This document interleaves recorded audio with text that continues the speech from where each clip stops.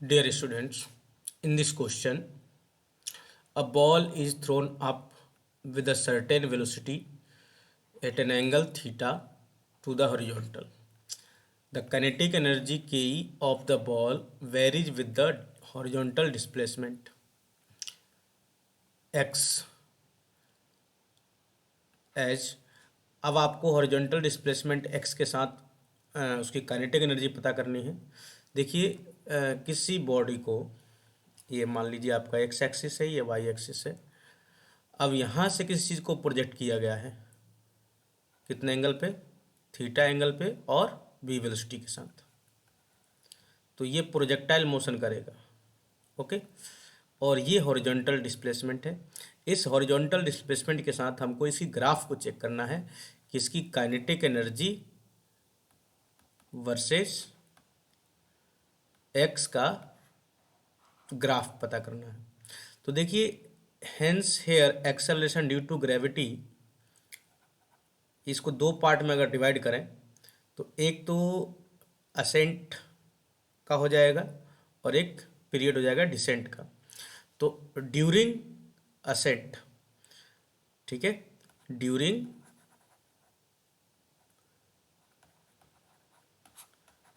Ascent क्या होगा कि पार्टिकल ऊपर की तरफ जाएगा। इस केस में acceleration due to gravity opposite direction में हो जाएगी उसकी वेलोसिटी के।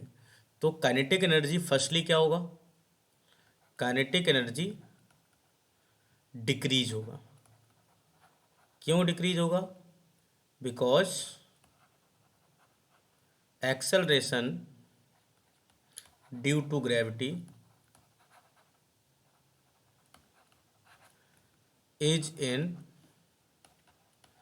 opposite direction of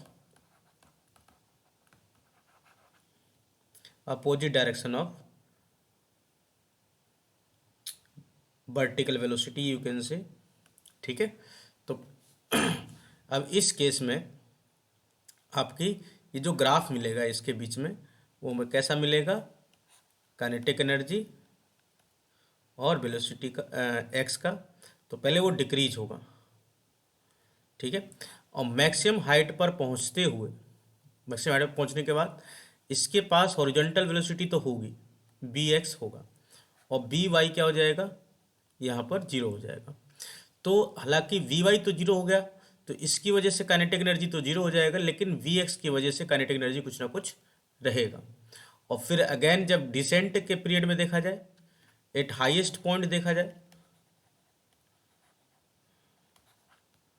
eight highest point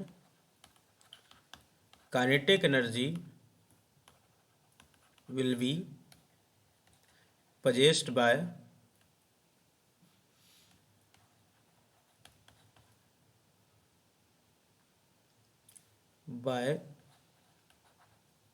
particle due to horizontal velocity.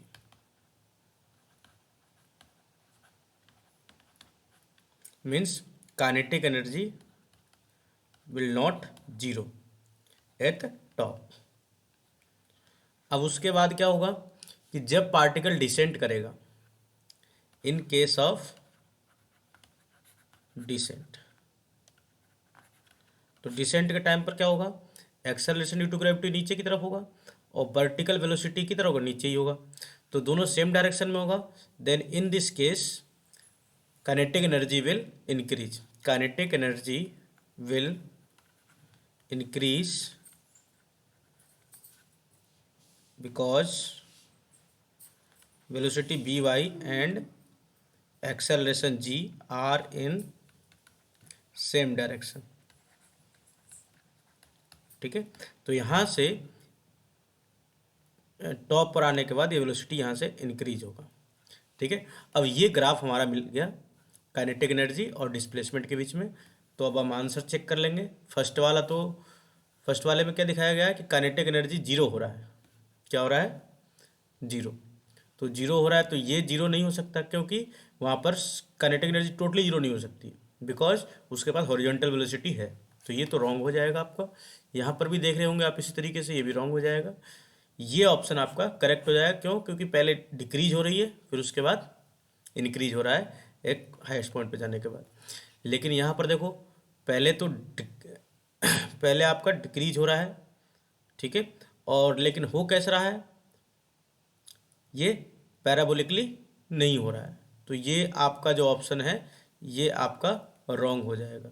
देखिए, जिस रेशियो में इसको कम होना चाहिए उस रेशियो में यहाँ पर नहीं हो रहा है, तो our option C will be correct. I hope you have understood this explanation of this question. Thank you very much.